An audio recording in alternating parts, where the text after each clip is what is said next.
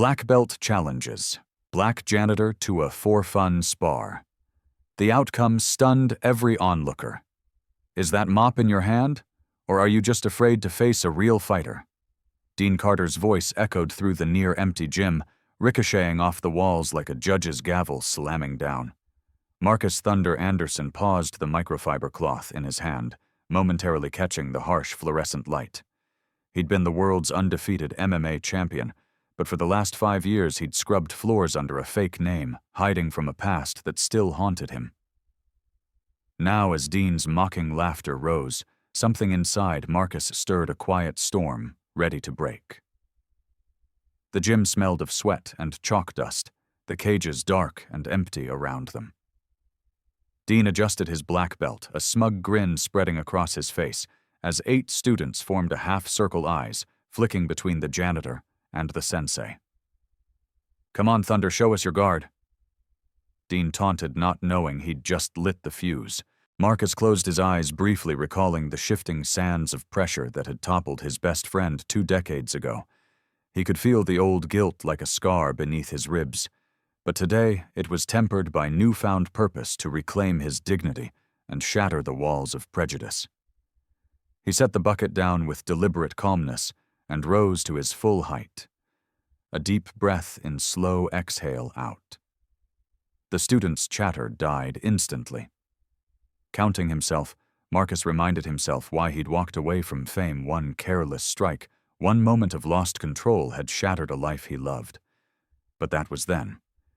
Now he stood not as a broken man, but as a guardian of something greater: respect. As he opened his eyes, Dean sensed the change. His smile wavered. "You ready, Janitor?" Dean sneered, circling Marcus like a shark. "Or scared you'll embarrass yourself?"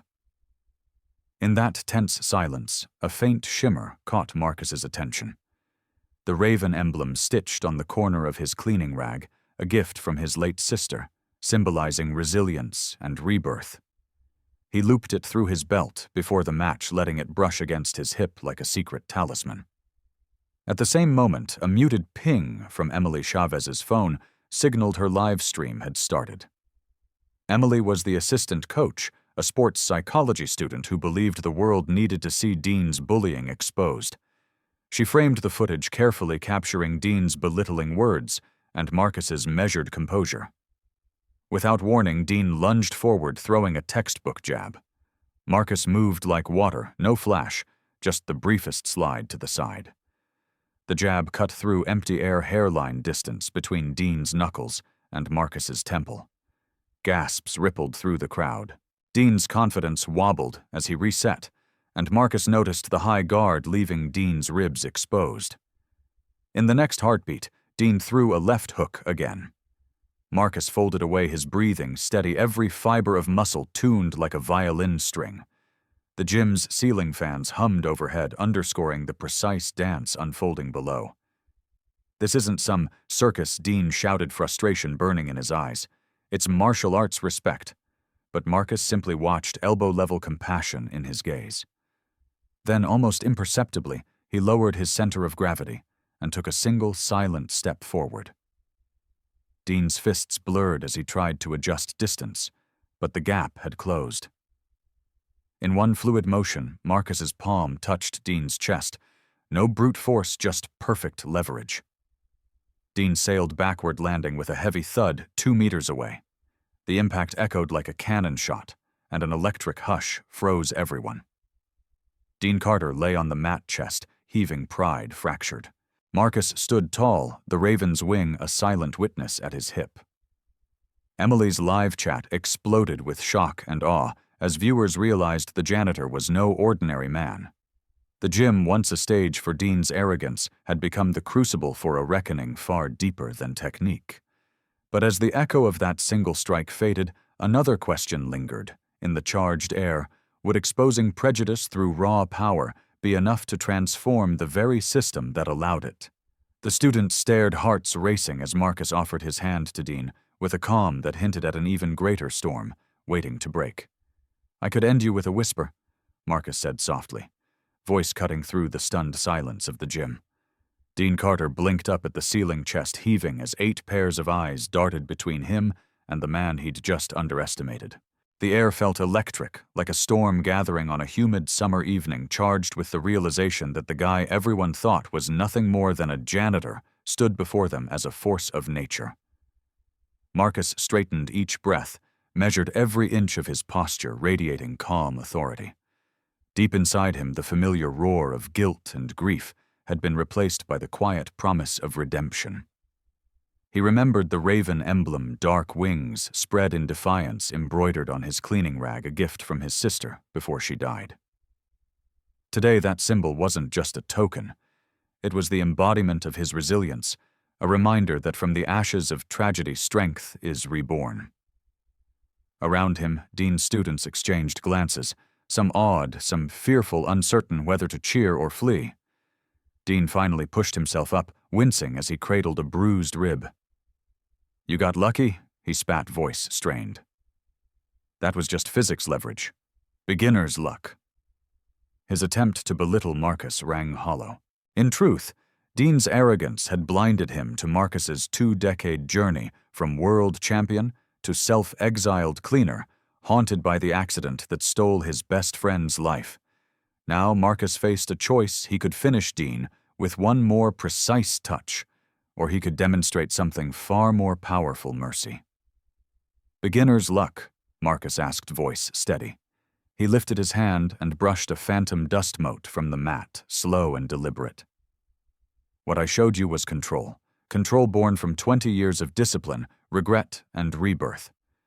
He paused, letting his words sink in. Above them, Emily Chavez's phone pinged as comments flooded in, viewers calling Marcus a legend, denouncing Dean's cruelty. The live stream had already surpassed 10,000 views in seconds, and the gym's sponsor was sure to notice. Dean's jaw clenched.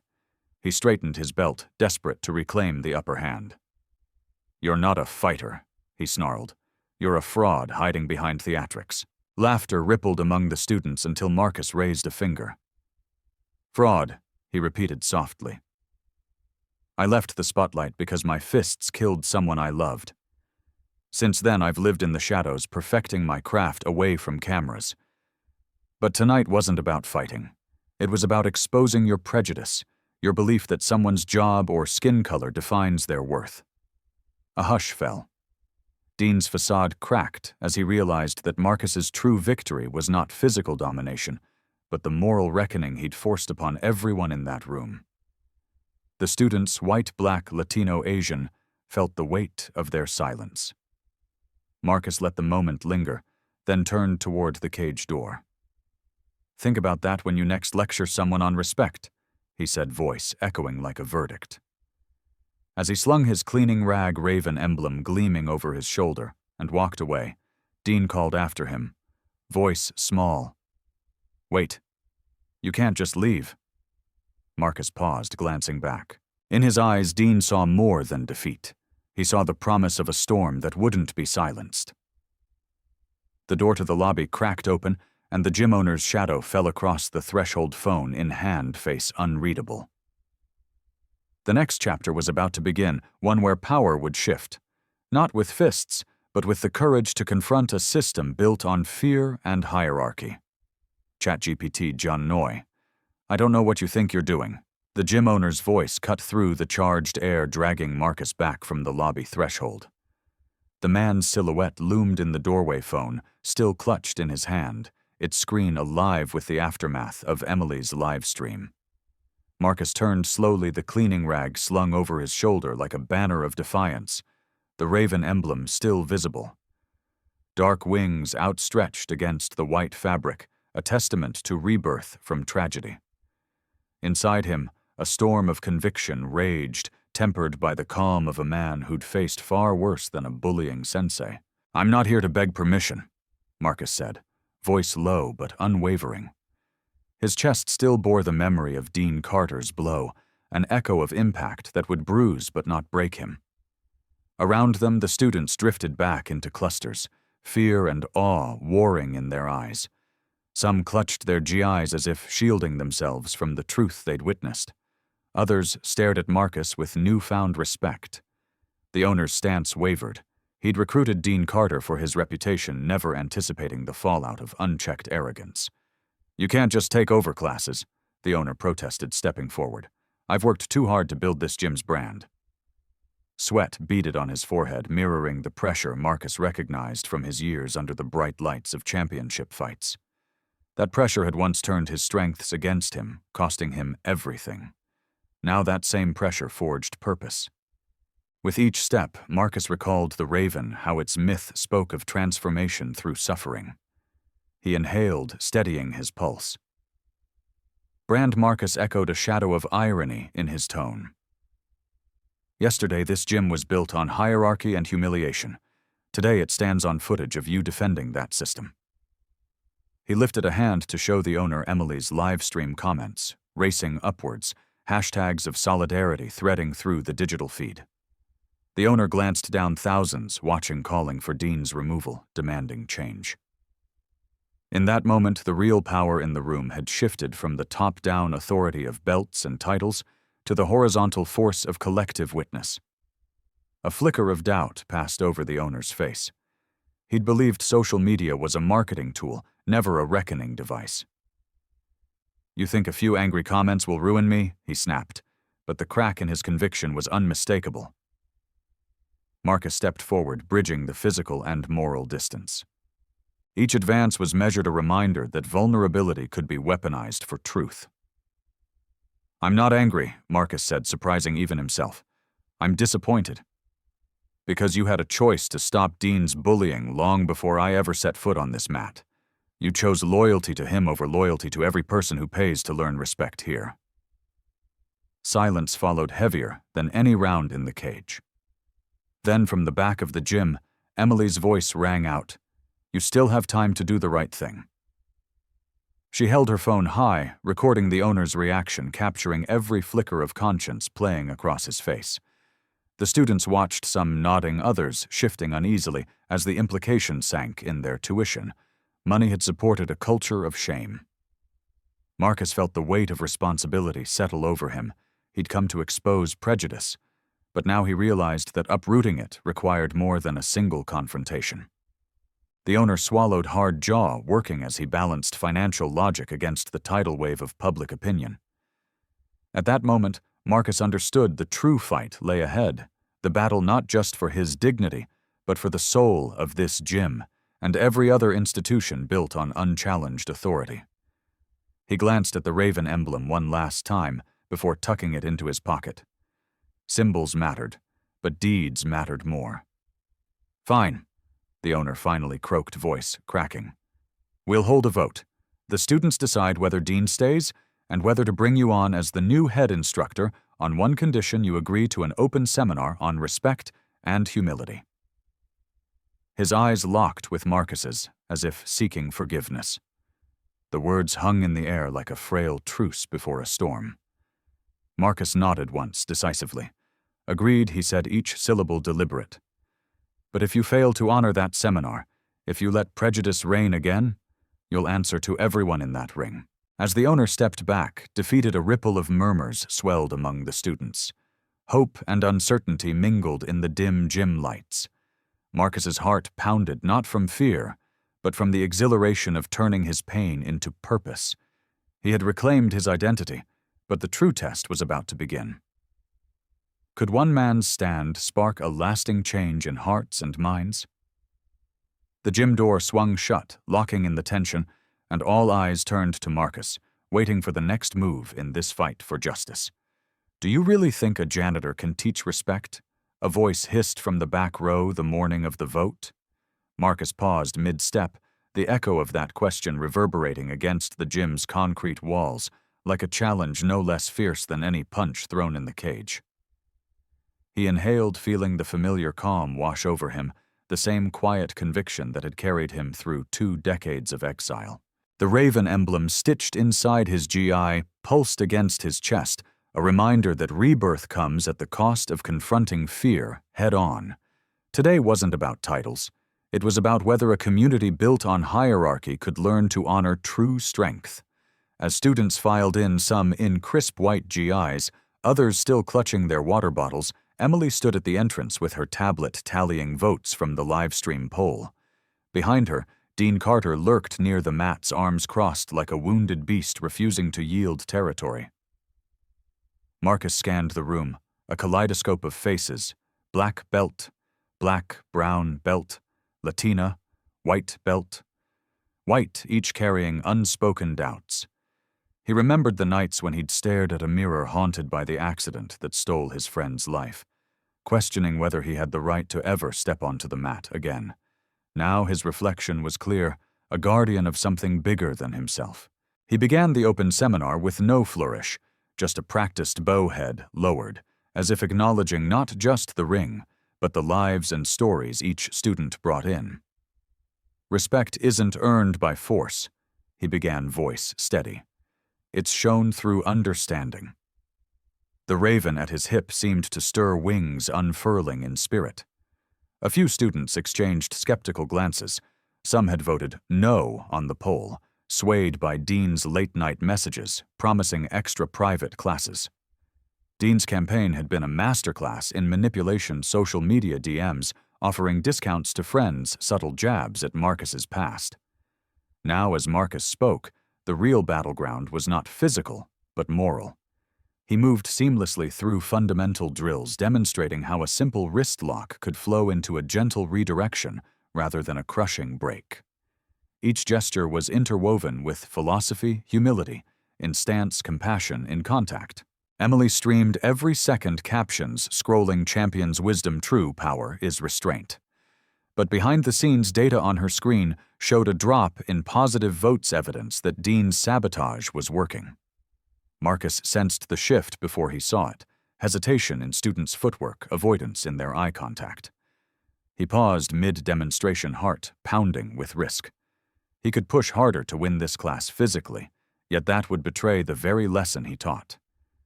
Instead, he stripped away technique and told them his story, the fight that left his friend dead, the promise to himself that he would never hurt another soul, and how every dawn for 20 years he'd cleaned floors to prove that dignity isn't in titles, but in choices.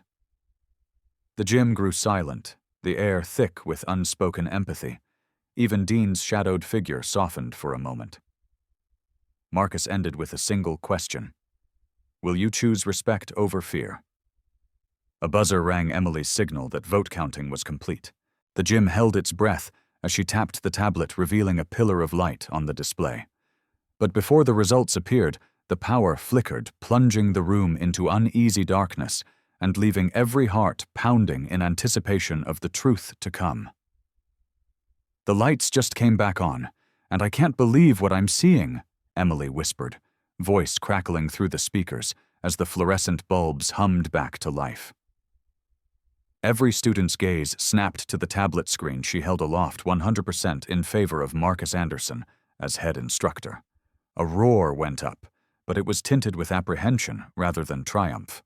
Dean Carter stood at the back, face ashen, hands gripping the rails of the spectator platform like a man clinging to a sinking ship. Marcus felt the rush of adrenaline swirl through him, but he didn't smile. He remembered the first time he'd walked away from the octagon, haunted by the sound of his friend's skull cracking against the canvas. Tonight's victory was different, no bodies broken, no screams in the night. Yet the stakes felt just as high. The raven emblem on his GI felt like it was beating against his chest, a living reminder that transformation isn't passive. It demands risk. He stepped forward, voice calm, but carrying across the silent gym. "Thank you," he said, "but this isn't just about me." He swept his hand toward the circle of students. Black belts, brown belts, white belts, each one a living testament to the gym's future. Our next step, Marcus continued, voice steady, is to rebuild trust. We'll start every session with an expression of respect, one student, one instructor, so no one here feels like they're anyone's second-class citizen. The plan hung in the air like a high-stakes wager. Some students glanced at Dean, whose shoulders sagged under the weight of collective judgment. Dean cleared his throat, voice trembling as he addressed the crowd he'd once ruled with ego. "If Marcus can teach me humility," he admitted, "then maybe there's hope for me yet." His apology was raw and unpolished, exactly what Marcus had asked for. That crack in Dean's armor resonated deeper than any punch. Marcus nodded once, offering a hand. When Dean took it, the click of their palms echoed louder than applause. But just as relief began to seep in, Emily's phone pinged again, this time with a notification from a local news outlet tagging the live stream. The headline read, "Gym revolutionized after viral showdown." In that instant, Marcus realized the fight had only just begun. Would this wave of attention sweep away decades of oppressive tradition, or drown them in backlash, as the students gathered around the mat, their faces alight with cautious hope? Marcus steadied his breath, ready for the storm of change awaiting beyond these walls. "People are calling you the savior of martial arts. But can you actually handle the fallout?" the gym owner asked, voice tense as he held up his phone. Marcus stared down at the screen, where comments scrolled almost too fast to read, some applauding the new era of respect, others decrying that this isn't how tradition works. As the fluorescent lights hummed overhead, Marcus could feel the weight of every word, each cheer fueling him, each jeer testing his resolve. He slipped a hand into his G pocket and brushed the raven emblem lining the fabric, remembering how its wings stood for transformation, born of pain. Now that pain had put him on center stage, but the real test was yet to come. The day after the vote, the gym buzzed with a frenetic energy. National news outlets had picked up Emily's live stream, and hashtags like "Respect Overrank" trended across social media. Marcus had hoped for positive ripples, but what arrived was a tsunami. Sponsors called demanding apologies from the owner, or they'd pull funding. Traditional dojo leaders started boycotting group seminars. Some parents threatened to pull their kids, claiming the gym had turned into a circus of politics. Every corner of Marcus's mind wrestled. Was he ready to carry this cause beyond that mat? The risk of being labeled an agitator instead of an instructor loomed large. That afternoon, Marcus led his first official seminar under the new respect ritual. Students gathered in a circle, belts of every color tied neatly, eyes reflecting hope and unease. He invited each person to bow, name themselves, and share one personal story of struggle. As a young black belt spoke of feeling overlooked in class, Marcus nodded, heart swelling. Empathy was the bedrock of this revolution. Then a sharp knock on the door cut through the moment. The gym owner stood in the doorway, face pale. "We just lost our biggest donor," he said quietly. "They say we're too radical. Without that money, we can't keep the place open." A hush fell. The raven at Marcus's hip felt heavier. All their work, their vision of a community united by respect, teetered on the brink of collapse. He took a deep breath, recalling his own darkest hour, when he'd nearly vanished from the world after the accident. Back then, giving up had seemed easier than facing judgment. Now, facing this threat, giving up wasn't an option. He stepped forward, voice unwavering. "We built this on solidarity. If they won't support us, we'll find others who will. We'll crowdfund, reach out to local nonprofits, show sponsors that respect isn't a liability. It's our greatest asset." Murals of martial arts pioneers, women and GIs, fighters of all backgrounds lined the walls, their painted eyes watching Marcus's stand. In that moment, the raven symbol transformed from a memory of survival into an emblem of collective defiance. The students exchanged looks of renewed determination, their earlier doubts replaced by a silent vow they would fight for this space. Even the gym owner's posture straightened his disbelief, giving way to cautious optimism. As the class resumed, the circle closed again around this newfound unity. Marcus guided them through synchronized breathing, then transitioned into partner drills, each participant practicing respect through controlled contact. The rhythm of fists gliding past shields, the nods of mutual acknowledgement echoed like a heartbeat of change. But even as the seminar ended on a high, the questions lingered. Who would step forward to keep the doors open? Could a lesson in respect stand against the cold calculus of profit? And what would it take for a community to prove that the true power in martial arts lies not in fists, but in unbreakable bonds of trust? Sometimes the hardest battles happen long after the spotlight fades. Marcus began, voice barely above a whisper, yet carrying through the gym like a challenge issued to every heartbeat in the room. Weeks had passed since the vote, but the aftermath was only now coming into focus. The crowdfunding page Marcus launched had trended for a day before traditional dojo owners rallied online, calling his movement a betrayal of martial arts heritage. The gym's name was dragged through forums as the place where respect died, and local journalists questioned whether passion could pay rent. As Marcus paced the mat, his reflection in the mirrored wall revealed the tall, dark circles under eyes that once gleamed with triumphant fire, now flickered with doubt.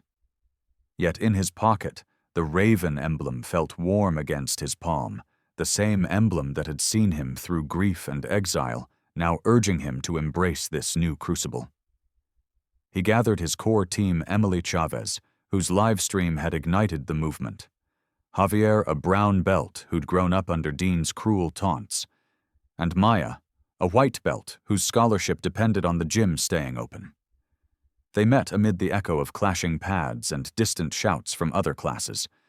Marcus unrolled a whiteboard and sketched out a plan: host a free community respect showcase in 2 weeks, invite local schools, nonprofits, and media to see martial arts as a bridge, not a barrier. The risk was immense. If turnout was low, it would validate the critics. If violence broke out, it would end any chance of redemption. As he spoke, each member absorbed the gravity. Emily's fingers hovered over her phone, ready to stream live again. Javier's fists clenched with determination. Maya's eyes glistened, hope and fear intermingled. In that moment, Marcus felt the weight of leadership, knowing one misstep could shatter not only their gym, but the fragile trust they'd rebuilt. Over the next days, the gym transformed into a hive of preparation. Marcus taught his students how to greet visitors with bows that carried genuine warmth rather than hollow formality. They rehearsed synchronized demonstrations that combined self-defense with cooperative drills symbolizing unity across race and rank. Outside, murals went up, students painting ravens soaring above diverse fighters, a visual reminder that strength emerges only when we rise together. Word spread through social media, but the pushback intensified. A coalition of local schools threatened to withdraw if they were endorsing an insurrection against tradition. Marcus learned of this through an email laced with thinly veiled racism, accusing him of corrupting children by teaching them to trust a janitor over a master. Standing before that email at dawn, Marcus closed his eyes and felt his old fears surface. Fear of failing, fear of being exposed as a fraud again. But the raven at his chest felt alive, wings beating against his ribs, reminding him that rebirth is hard won.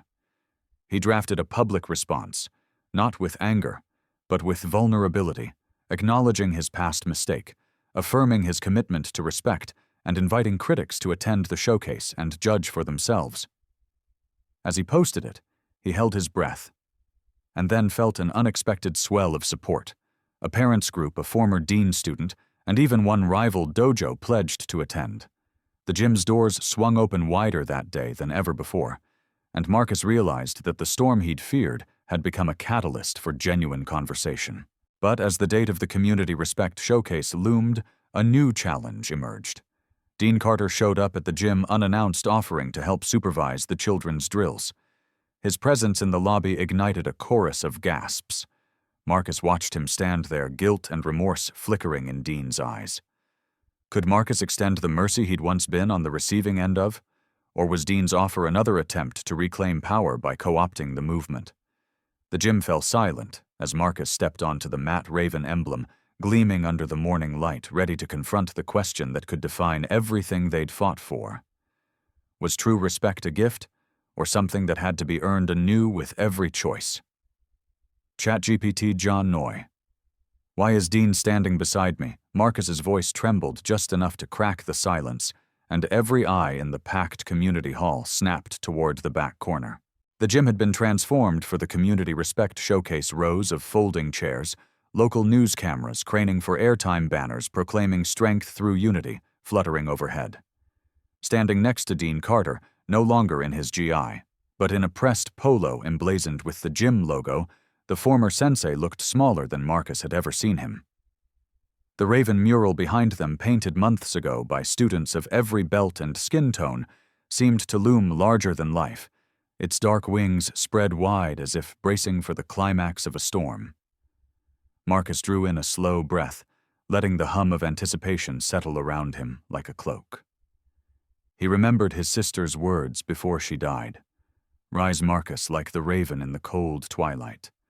Tonight, that symbol was more than decoration. It was a promise kept. Yet inviting Dean onto the stage introduced a risk that made his heart pound against his ribs. Could the man who once humiliated him now stand as a testament to the transformative power of respect? Or would old prejudices resurface, tainting the moment he stepped forward, voice steady?